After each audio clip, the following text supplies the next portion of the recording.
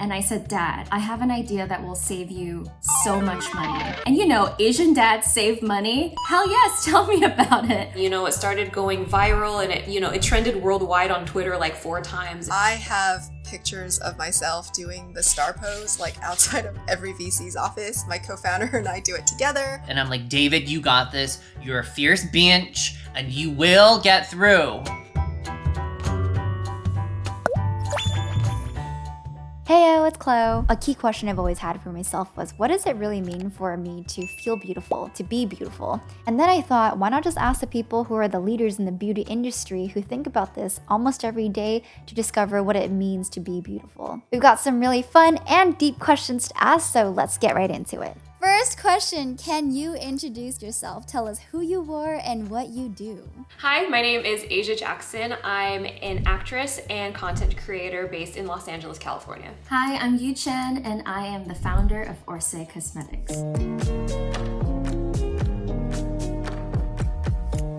My name's Jenny. I am the co-founder and CEO of NEWNESS, which is a live streaming platform made for the beauty community. My name is David Yi, and I'm the co-founder of Very Good Light, a men's and mask identifying beauty website.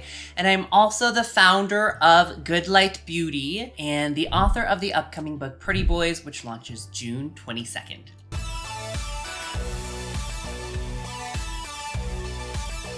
So what has your life path been up to until now? The quick and dirty version. I actually taught myself to code when I was 11 years old. So by the time I graduated high school, I was like, I already know how to do this, might as well do it for the rest of my life. So I went to college with the intention of majoring in computer information systems. And while I was there, I took a film production class and I was like, wow, I love making stuff. So I dropped out of college and became an actor and YouTuber. I was born in Taiwan, and I grew up in Singapore until I was 18. Then I moved to Los Angeles, where I attended Pepperdine University. And after Pepperdine, I started Orcé, and I have been staying in Los Angeles ever since, building my brand. I was born in China, grew up in Texas, started off in investment banking, then moved into tech, which I really, really enjoyed, and most recently just went more and more towards really focusing in on my true passions, which are video games and beauty and fashion. My life path has been growing up in Colorado and really wanting to see stories and hear stories from Asian Americans. And so I went to journalism school in LA, and then I moved to New York City and became a journalist for the past decade or so and launched my own business right after. Hey everyone, it's David Yi for another episode of Fashionista TV. I'm here in LA with the one, the only Chrissy Teigen. How and when did you first learn to do makeup? I remember my aunt giving me a eyeshadow palette. I would have my way with anyone who would sit in a chair, and my easy victims were my little cousins. That day I was playing with blue eyeshadow. She got up, looked in the mirror, and screamed that I made her look like Ursula from The Little Mermaid. And then that was when my mom decided, like any good tiger mom, if you're gonna play with makeup, you better be good at it. So she sent me to her friend who's a makeup artist, and I started taking makeup classes ever since. Well, I wore makeup for the first time, like by myself when I was in the 6th grade. I started doing like, you know, the eyeliner that like everyone does under the eyes. And then when I got to high school, I was on dance team. So I had to wear a lot of competition makeup or like makeup for football games and things like that. It was kind of the dawn of BTS and my love for Jimin. And I was like, I kind of want to see if I could look like that. But I learned from YouTube, and I learned from really just looking at all these K-pop stars and their wonderful magical routines. Going into it, what were you afraid of, and what kept you going to take that leap of faith? I was really afraid of failing. I think that as a product of immigration, my parents are Korean.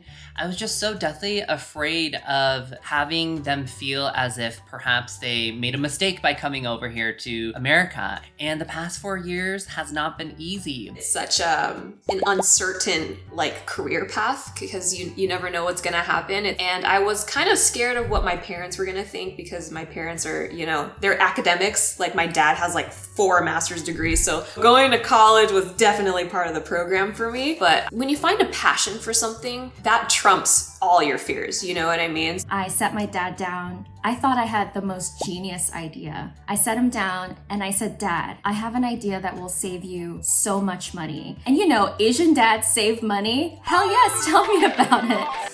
And so I told my dad, Dad, I am not going to college, so you can save on that $200,000 college tuition. I am going to be a makeup artist. I had never seen him so upset. He was so upset that he did not speak to me for days until it got to the point where my mom told me, you need to apologize to your father. I didn't realize that telling him something like that would make him so upset.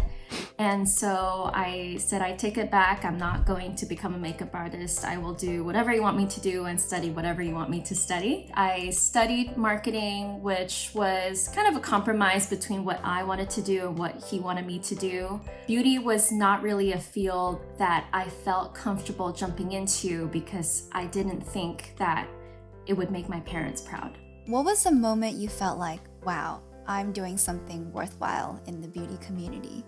One of our earliest creators sent me a holiday card, actually, that was completely unprompted. When I first was approached about NEWNESS, I didn't know what I was in store for, but the support, encouragement, and joy I've gotten from this incredible platform you've built has exceeded every expectation. And I've always longed for a place online that I felt like I belonged, and I've found that in NEWNESS, and I'm so grateful for you for that.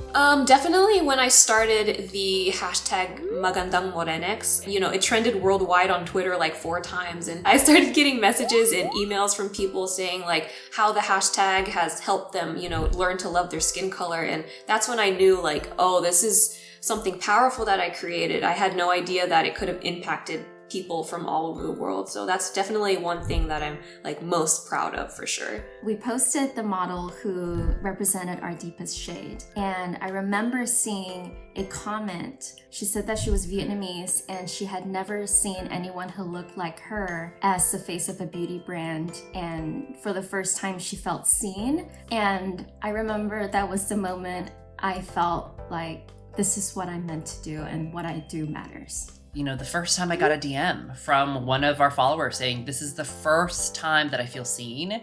And I've never felt anywhere on the internet that was safe for me to tell my own story or to express myself in this way. So thank you. That was just so validating and so amazing and so pure. And that made me really want to do this website and this business justice. What is a beauty trend or look that you've always wanted to try? I really want to be super baked, super contoured, super snatched, and look very deliciously drag. Dye my hair a different color. I've always wanted to do like a pink or something like that. I don't know, that would have been fun. I've been really loving like the graphic liners and the editorial looks. Getting a pixie haircut. I've been told that I have a very chubby face and I need a little bit of hair to cover it. What's a beauty trend that you're totally just not a fan of? I'm not a fan of the fox eye trend because I think it's appropriative of our beautiful East Asian eyes. And I don't think that it's ever okay to make someone's appearance or natural appearance into your trend. I think there's a very fine line between appreciation and appropriation, and that's something that I felt just a little uncomfortable about. I'll be honest with you, I tried lip fillers and I hated every second of it. I felt like I was talking with these like sausage attachments to my lips, and I actually got it dissolved within 2 weeks. What is your holy grail beauty product that you just cannot live without?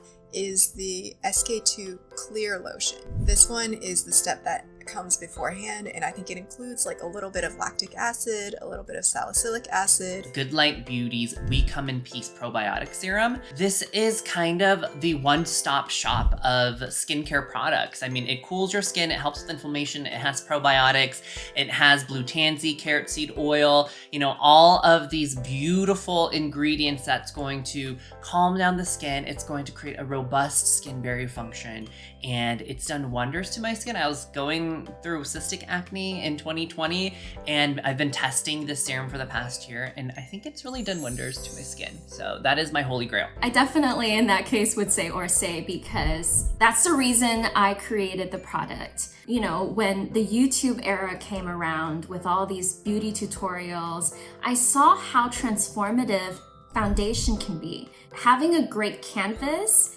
really makes or breaks your look. Tower 28 lip jelly. It's like a lip gloss, but it moisturizes your lips so well. And my lips get dry so easily. I'll apply it at night and I'll wake up and my lips are still moisturized. So that is definitely my go-to. How do you build your confidence or pump yourself up to get ready for a big event, a big meeting, or an important day in your life? I have pictures of myself doing the star pose like outside of every VC's office. My co-founder and I do it together. That kind of like makes us feel big and like we walk into the meeting afterwards. I actually feel that makeup has that transformative power. It's a ritual, I would say. It's a ritual for me to, put on my face and bring out my favorite features and feel good, feel confident. I kind of like to meditate so that I'm like, centering myself and kind of, getting my thoughts together. And through meditation, I get a lot of clarity and a lot of confidence from that. I don't know how to explain it, but meditation helps me a lot, not only with like confidence, but also just like with my anxiety and things like that.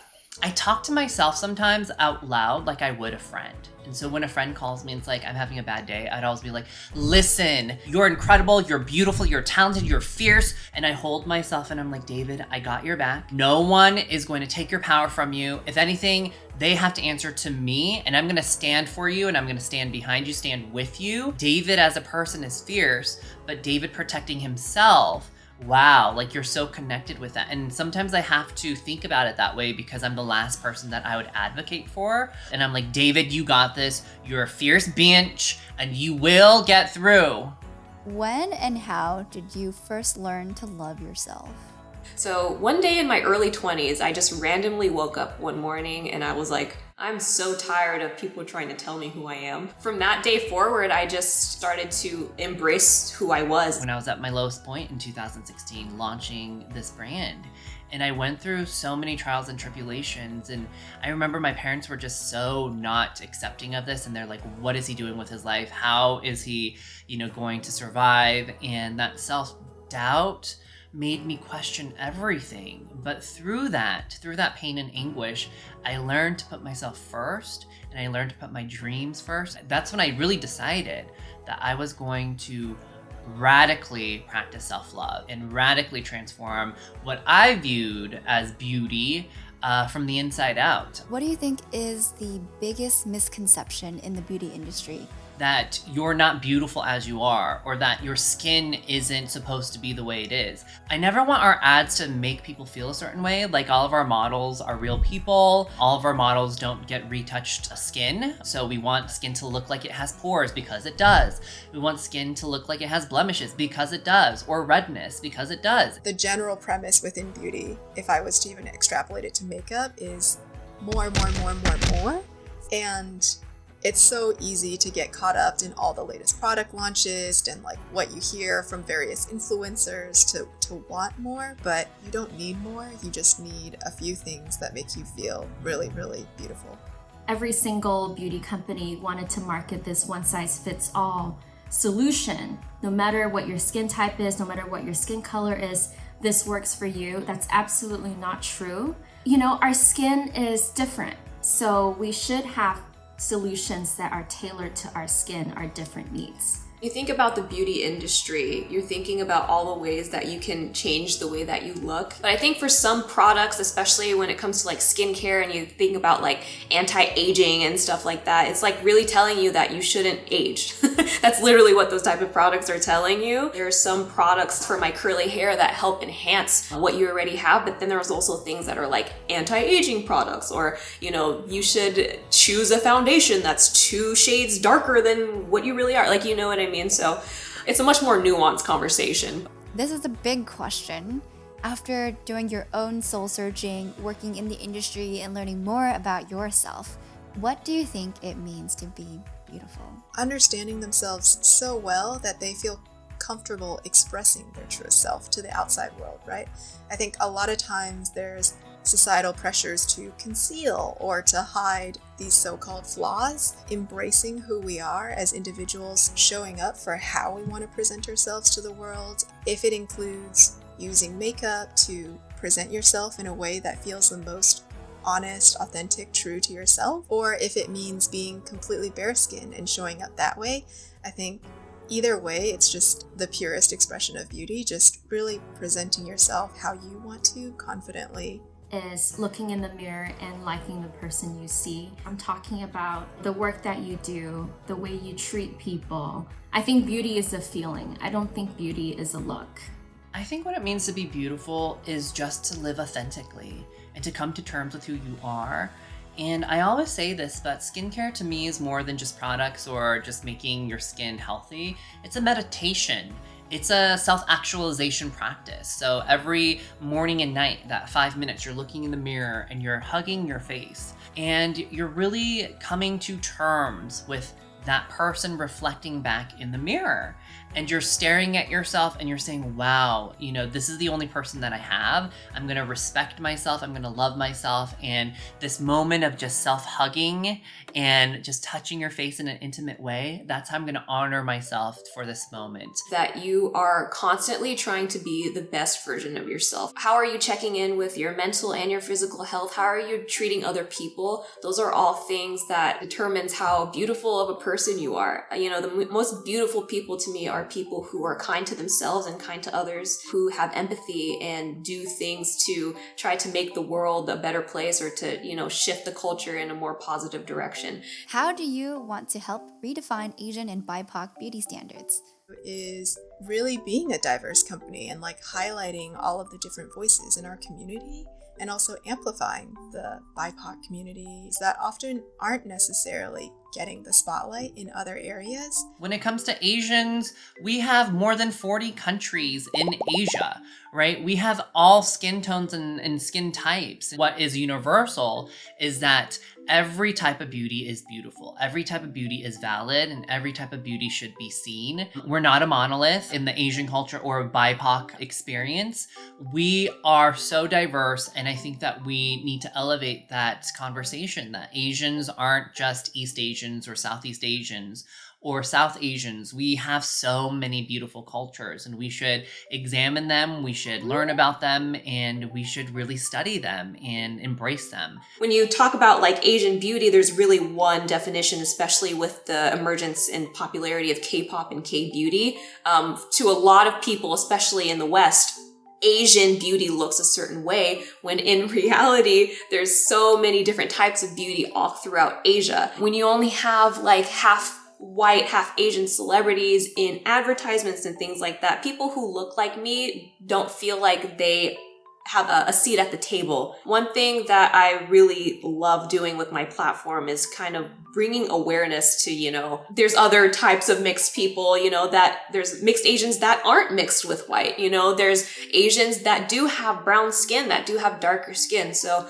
that's definitely where I find myself in the community, and definitely where I find myself with my work. With Orcé as a brand, that's something we're working on every single day to help to redefine Asian beauty and also for women of color. So with Orcé, up to this point, we have really been drilling in on supporting the Asian community. However, during this journey, we've actually connected with a lot of customers who reach out to us and let us know, hey, I'm not Asian, but I actually found my perfect shade in your range. Or, hey, I'm not Asian, but I love your formula and I wish you would create a shade for me. Or I'm not Asian, but I love what you stand for and I wish we could be included as well.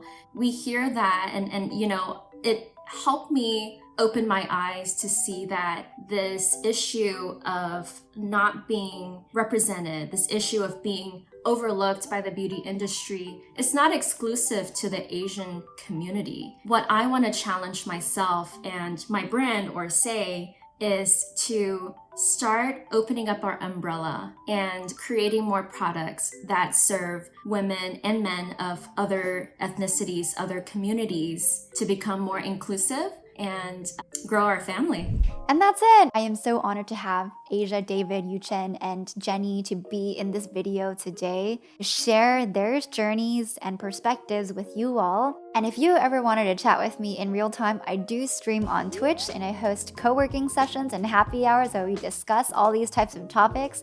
Swing by, the link is down below, and so is my schedule. Thank you so much for watching this video till the very end, and I will see you next time. Bye!